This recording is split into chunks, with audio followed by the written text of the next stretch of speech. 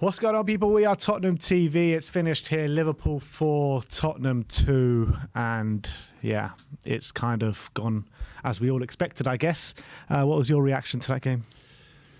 Just embarrassing, really. We showed a bit of fight and desire at the end. Honestly, because I always try and choose to be half glass full, I'm honestly going to take more than I should from the fact that Ole Skipp came on for Emerson Royal, right? And showed me more in a 20-minute cameo at left back than Emerson Royal has ever shown me on a football pitch Spurs, by which I mean an ability to play a 5-yard pass, sprint when needed to sprint back, and generally just not look like a calamity. Apart from that, though, the players just look like you said it, that they're on the beach, but there's maybe more to that. It is worrying. It's very worrying. Yeah, I mean, I saw these traits at Chelsea away where, no fight, looks so lethargic. I like I said before, completely on the beach. But I think it's unforgivable to have such a lack of fight in these big games. I know you've got nothing to play for, but you're going for Chelsea away, you're going to Liverpool away, two grounds where we're historically so bad. You need the biggest load of fight you need to give your maximum to get anything out of these games. And even then, it's a stretch with our records there, and there's just nothing in it. There is just nothing there on the pitch that what we're seeing. The 11 that Ange chose, whether you think it's right or wrong, gaps in the defence, gaps in the midfield, playing out the back was shocking. It's just so easy to attack us. One ball down the middle of the park, one ball out wide, and that's it. They're open on our defence. We were scrambling around to get the balls away with Mickey van der Ven and Cuti Romero. But there's just nothing in there, is there? There's just nothing in there. We're so blunt going forward. Kulusevski can't do anything on the right. Brennan Johnson can't do anything on the left. Whenever Son gets the ball, he's crowded out. I mean, there's just nothing there. I think one of the big worries for me is that maybe only as long as 2 months ago, I think we were all looking at some of these players like, oh, these are perfect for the Ange system. We've actually got the basis of a really good squad here, young squad, that we just need to make some important changes to. However, within 2 months, suddenly you're looking at a majority of those players and being like, you've kind of given up the ghost here. And sure, we're missing Destiny Udogie, but it can't be as simple as Destiny Udogie's out the side and it crumbles. Yeah. There are a lot of players there now that you're wondering. Now, I have to say, I thought Bissouma, other than the fact which frustrates me the most about him, he bottles out 50-50 challenges. But he had a decent game on the half turn. He's the only player we've got really who can take it on the half turn. But you've got to say he's fighting for his Spurs life. Yeah. No, I completely agree with that.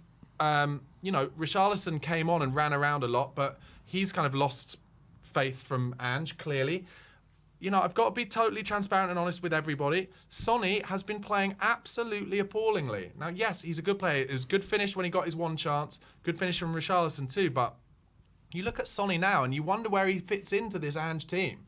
You do, because when he's out wide on the left, he cannot beat a man. He's never going to. It's not his game. And you know that Ange wants a player who's going to beat a man and simply get it across. The other thing I have to stick to and say is, it cannot be right that we have only one way of scoring a goal. Yeah, well, it seems that way. What is going on? We only score that one goal that we get to the byline and cut it back, or get in behind the defence and cut it back. The Richarlison goal today.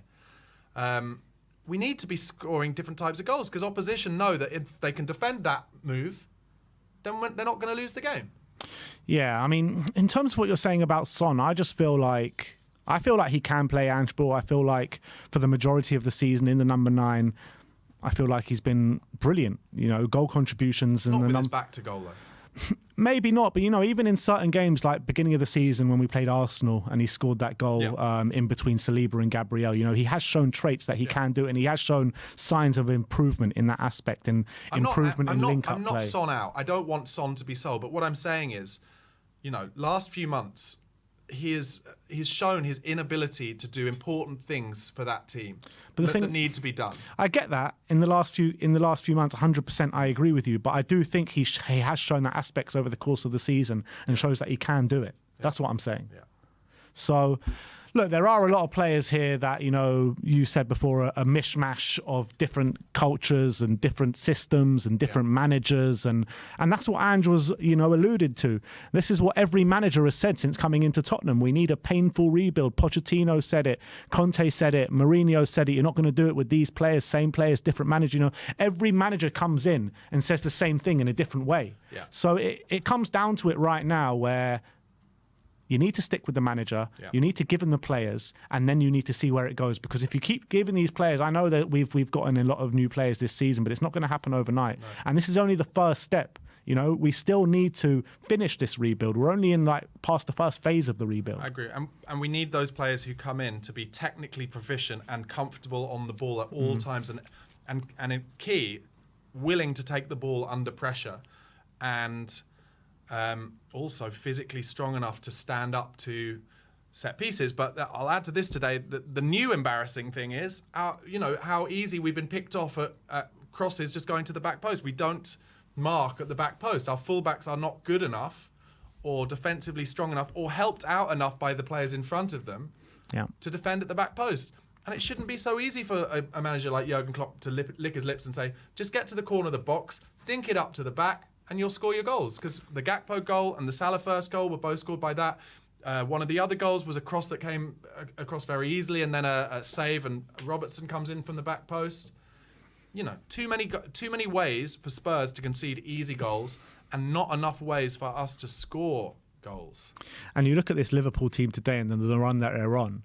These Spurs players, I know we've lost 3 in a row, now 4 in a row, but these Spurs players should be coming into this game being like, you know what, we haven't won at Anfield for a long time, but this Liverpool team are there for the taking. If we put it on them a bit, and if we show a bit of attacking nous to our game, we can get at this team, we can score some goals. And when we brought on those players in the last stage of the game, I think we did show that. But where was that for the first 70 minutes of the game, 65 minutes of the game? We were so toothless. And that's what we've been for the last 3 games. Well, more than that probably. But against Arsenal, we hardly created a chance. We needed them to give us 2 goals. Against Chelsea, we created little next to nothing apart from that set piece from Cuti Romero. And today, again, before those changes come on, 4-0 down, that's where we start playing our football. Yeah, but realistically, you can't think about going to Anfield and getting a result because they're on a bit of a downer. When you go to Stamford Bridge, they literally have, what is it? The average squad number on their bench was like 45.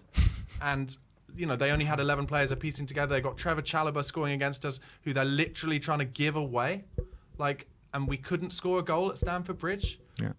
You know, so we can't expect much more at Anfield. But yeah, sure. I guess like the Arsenal game, we did put in we gave it a bit of fight in the end.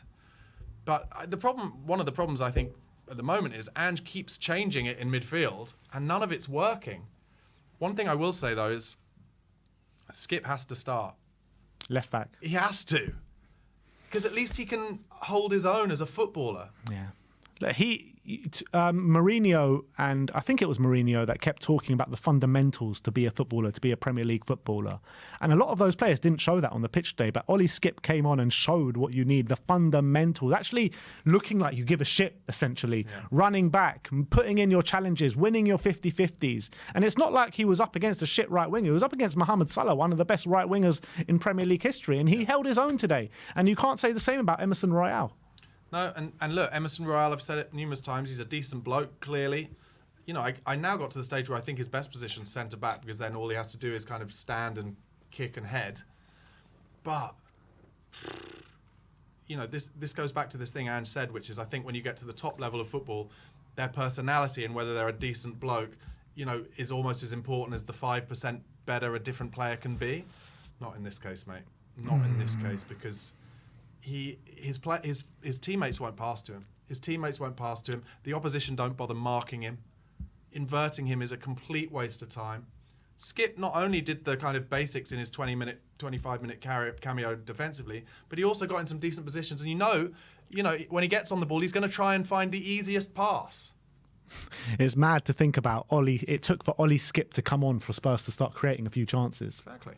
That's literally what it took today.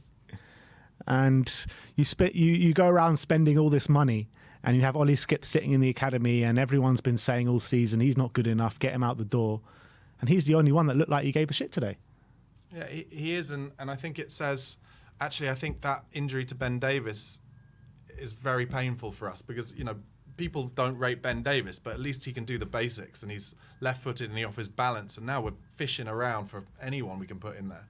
Yeah. But look, you know, the main takeaway from this is, as a fan base, we shouldn't have to be in situations when we're 3 and 4-0 down to clubs who are around us over and over and over again. And this has been a very bruising month. And, you know, it'll be interesting to see what Ange says in his press conferences, because he's got some work to do. Because we're all big fans of Ange, and we get him and we like what he says, but it's not as simple in the Premier League as, oh, you can wait and you can get absolutely pounded each time, because that doesn't happen. Like, you can't, no matter what you say about Guardiola's first season or Arteta's first 2 seasons or Klopp's first 2 seasons, they weren't getting pounded week after week. Not week after week, but they did take some serious poundings. Sure, and I know we have been pounded week after week in the last 3 weeks, but I don't think that's been the case all season. No, it hasn't. But also, there's stubbornness and then there's stubbornness. Like, do you know what I mean? It's like, but then it goes 4-0 down, after 50 minutes twice in the last month. But then it goes back to what we were saying before the game, right? You got to go one or two ways. Do you make changes for the short-term effect, or do you keep going your way and ingrain it into them to the long-term effect? So which way do you go? No, I do, and it's hard to say it's the right thing at the moment. But Ange at the moment in his interviews is saying a lot like, the key thing now is, the key thing isn't now, it's will we be challenging in a year? Well, he's putting a lot of pressure on himself. Because if we need as many more new technical players as I think we do, he's not going to get them. He's not going to get 10 players through the door. Yeah. And I'm talking about, players who can do it for the first team and the depth needed as well. He's not going to get 10 players. What should the ambition be for next season, after seeing the whole season now? Win something, get into the top 4. Yeah. Something like that. I mean, Ange is talking about trying to go for a title next season. I mean, that is completely deluded. It's completely deluded to go for a title. But if we go on, make a real effort in one of the cups next season, the Carabao Cup, Europa League and FA Cup, and try to get into the top 4 this next season, I think that would be a brilliant season for us. And then if we can keep building year on year like that, then I think we'll be onto something good. And let's be honest, like, we are sitting in 5th now. It's not like we're sitting in mid-table or 8th or 9th. I think do you know what Ange has been saying all season that I'm now so on board with more than ever, is we are not good enough in the front 3. Yeah. We're not good enough in the final third because, and it's not just as simple as we're not scoring enough goals. They can't hold the ball up. Yeah. We cannot sustain pressure in the final third at all. And that's why it just keeps coming back on us. And that is why we give away so many corners and concede so many goals. So that's what he's talking about. But realistically, if you want to get the kind of front 3 players who can not only score goals and cross and hold it up, you're looking at spending 200 million alone on 3 players there. Yeah, absolutely. Probably 3 £75 million players. Absolutely. Well, I don't know where that money's coming from. Look, there are players in the market that you can pick up for less than that will be good for us. You look at like a Nico Williams. He's got a release clause in his contract for about 43 million. He's a top one-on-one dribbler. But and this is the argument I always get into, and I'm sure I will do again while in the fan call-in show, which you should watch, by the way, and call in. We are picking up the scraps from the players that the teams above us don't want. And is it likely that Nico Williams isn't going to be wanted by City, Liverpool, probably United based on wages they pay, Chelsea, maybe even Newcastle? I don't think he'll come to us. Well, first of all, I don't think Elise would come to us on that basis. First of all, we've got so much big wages off the books now. I mean, we're paying Timo Werner 160 grand a week. Yeah. Like, if you pick up, I think we're an attractive proposition in terms of the stadium, the training ground, the manager that we have, the style of football that we have. We are an attractive proposition. Yeah, we're not as attractive as an Arsenal and as a Man City and a Liverpool right now. Well, maybe Liverpool are going to go backwards a little bit now with Jurgen Klopp leaving the club. But I do think we're more attractive than a Manchester United than a Newcastle. I think we should be. I mean, I guess with the Werner thing, it's like 160 grand a week is speculate to accumulate, because if they signed him, I think they wouldn't say we're not going to give you that. They give him 100 grand a week. But look, you've got to, what I hope is that let's use Nico Williams as the example, because he looks like an unbelievable player. You've got to hope that the recruitment team have been on him and his agent and his dad and everyone, and just being like, if you go to one of those teams above us, you won't be playing every week, but you come to us and that left forward spot is yours, and you can be a superstar in the Premier League straight away. That is the thing we have going for us, I think. But I think Spurs do have a pull. You're seeing the calibre of player that we brought in over the last 2 or 3 years. Akuti Romero's, the Mickey van der Vens of this world, Destiny Udogie, who was the best left back in Italy when we picked him up. You know, we do have a pull, and we can bring in these calibre of players. It's just about the hierarchy, putting their money to their mouth and getting those signings through the door. And we need a hell of a lot of them. That's the problem. I think we need a Nico Williams and an Eze or an Elise and ideally all three. I think we need a left winger, right winger, striker. I think I like Brennan number Johnson, 6. but I think at this point in his career, He's not there very yet. much a squad. He's very He's much not like there yet. a rotation option. Yeah. But I don't agree with the people who slag him. I think he's a really good talent, I have to say. I 100% agree with you. And when I'm looking at next season and how I look as the squad shaping up, on the left-hand side, I don't know where they think Son's going to fit in next season. But I mean, me personally, I want Son to fit in the number 9 position. So I want Richarlison, I'm happy to go. Kulusevski, either stick him in the number 10 or I'm happy for him to go. So on the left-hand side... Maybe Gio goes and Kulusevski becomes the backup 10.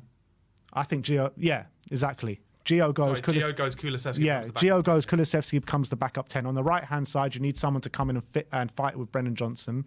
On the left-hand side, you need 2 to come in, unless Son is going to be a left winger. If Son is going to be a left winger, then you've got 1 to come in. And then we need a big number 9 as well to come in. Ivan Toney. Thing is, I spoke about this yesterday, Ivan Toney, on a video that we did, and I love him as a player, but I just question his mentality and his attitude. All those things that have come out in the past, the way he's been twerking for the big clubs this year. I don't know. One of those assholes you'd rather be your asshole. Do you know what I mean? Like, is he? I know what you mean, but if things are going a bit wrong at Tottenham and then a big club comes calling, isn't he going to be the one that's going to be straight out the door straight away? He's not been playing that well in the last 10 games without a goal now for him. Yeah. That'll lower his cost. That's for sure. But look, maybe Levy's had a word. Arsenal were very much in for him, and they don't seem to be in for him anymore. And Arteta very values like the mentality and the attitude, and I think that might be a reason why they have overlooked him a little bit. As well, that's for sure. So I'm not so sure about Ivan Toney, but in terms of the game, obviously very embarrassing. Nice to see a little bit of a comeback at the end. Good to see Ole Skipp come on for the first time in a while and show some fight. And I like the fight shown from Richarlison and a bit from Maddison as well. I think it really helped us, get a couple of goals. Maddison just showed a bit of buzziness that nobody else was really giving us. Won a few free kicks, played some passes quickly, which some of them didn't come off, but you're trying, and that's a positive, I guess. But look, you know what? The major positive right now is the season is only like 2 weeks away from ending, and then once it's done, we can start looking forward again. We can go to pre-season and say, oh, Lucas Bergwall looks like a player. Do you know what I mean? And suddenly hopefully get excited again. But this month has been unbelievably bruising. Yeah, let's be honest, the season can't come to an end quicker than we can all imagine. 2 weeks to go. One of those games is that Man City game, which none of us want us to win anyway. So the season was done a few weeks ago, like I keep saying on this channel. Very hard one to take in terms of the performance today, in terms of a fight shown by the players. And in terms of the last 3 games, losing to Arsenal in the manner that we did, losing to Chelsea in the manner that we did, being 4-0 down at Anfield with about half an hour to go. I mean, it could have got really ugly today, really ugly, if 4-0 isn't ugly enough. I think Liverpool took their foot off the gas. Yeah. If only the ref just showed us a bit of mercy and pointed to the spot for us, it could have made a game out of it. But wasn't to be. We'll see you all on the fan show. Barnaby, thank you for coming. We'll see you all very soon. Like, subscribe and comment. And as always, come on you Spurs.